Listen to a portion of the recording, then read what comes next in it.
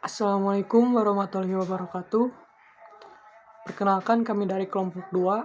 Di sini kami akan menjelaskan tentang manajemen kualitas. Pertama-tama saya perkenalkan anggotanya terlebih dahulu. Yang pertama ada Reja Rastia, saya sendiri. Yang kedua ada Rul Fahmi dan yang ketiga ada Muhammad Rizal. Baik, untuk mempersingkat waktu, kita langsung mulai kepada materi yang pertama yang akan dibacakan oleh saya.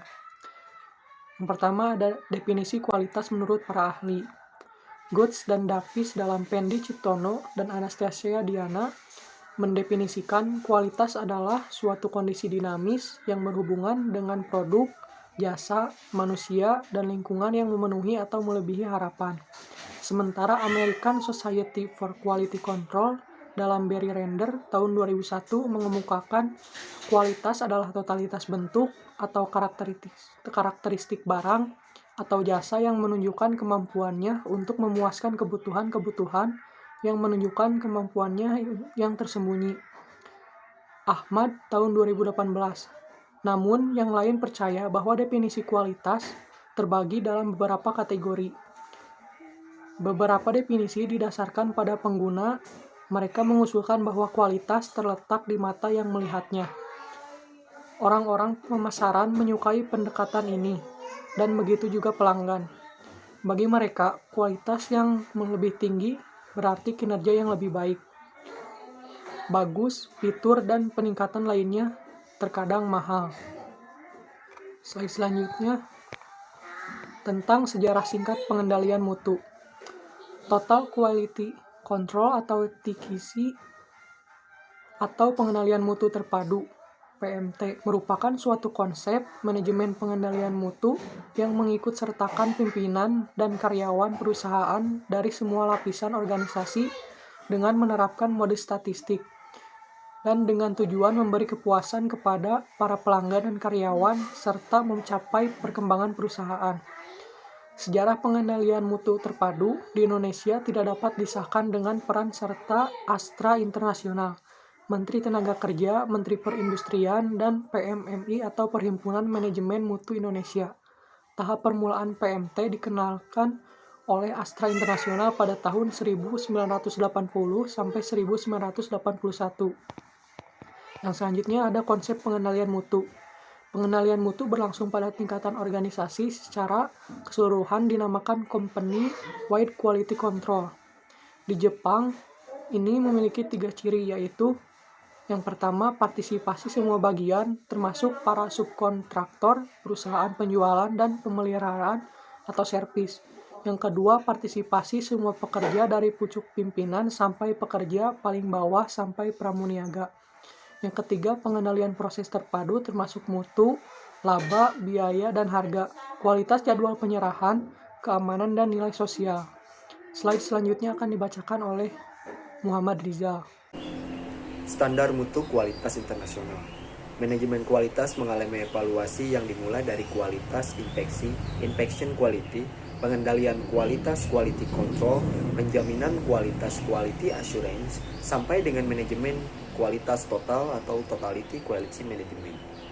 Total quality management (TQM) merupakan proses untuk mengelola kualitas, sebuah filosofi yang menekankan pada perbaikan dalam segala hal, yang terdiri atas sejumlah prinsip merupakan fondasi untuk melakukan perbaikan berkelanjutan.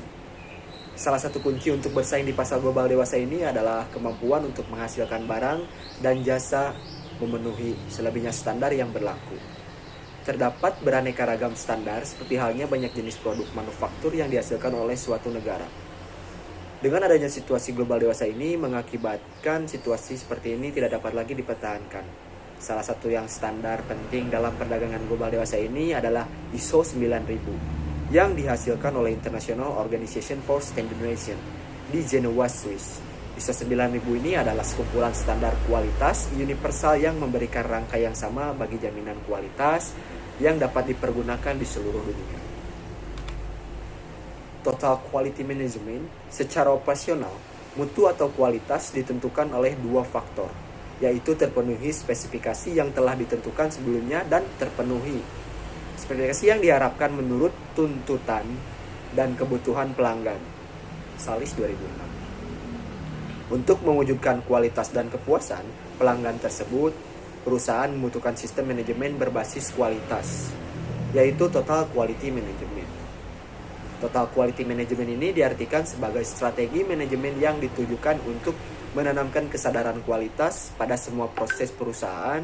Strategi tersebut adalah pendekatan secara keseluruhan yang berkaitan dengan pelaksanaan gagasan dan eksekusi aktivitas dalam kurun waktu tertentu.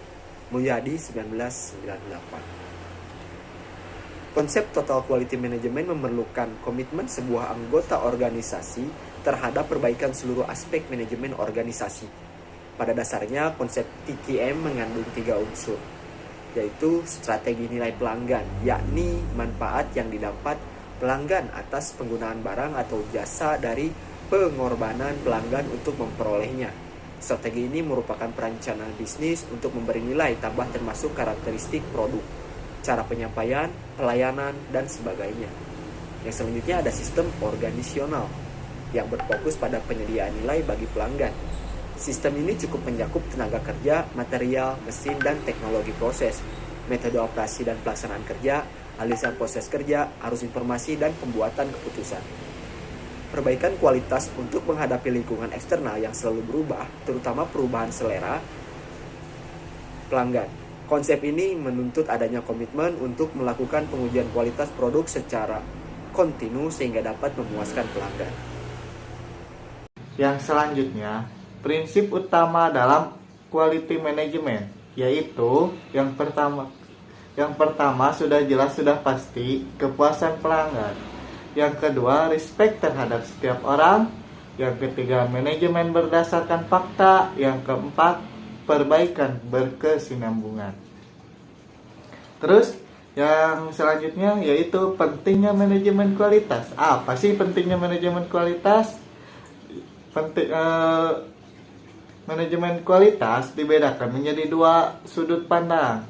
Yang pertama, manajemen operasional, dan yang kedua, manajemen pemasaran.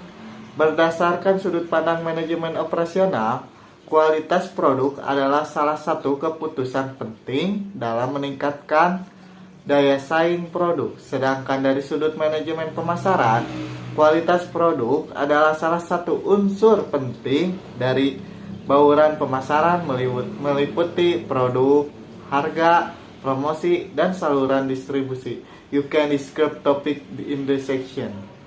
Yang selanjutnya itu studi kasus yang kita studi dari brand maternal. Dalam segi kualitas, brand maternal ini sudah mengikuti standar ISO agar menjamin kualitas setiap produk yang akan dipasarkan. Dan kinerja dari brand maternal ini sangat kuat karena pastinya memastikan kepuasan dan kontribusi ekonomi. Dari penelitian ini dapat disimpulkan bahwa sistem manajemen mutu ISO 9001 memiliki pengaruh yang signifikan terhadap budaya organisasi pada perusahaan yang berada di maternal. Semakin berkualitas sebuah perusahaan, baik dari segi sistem, memberikan dampak yang positif terhadap perkembangan budaya organisasi sebuah perusahaan.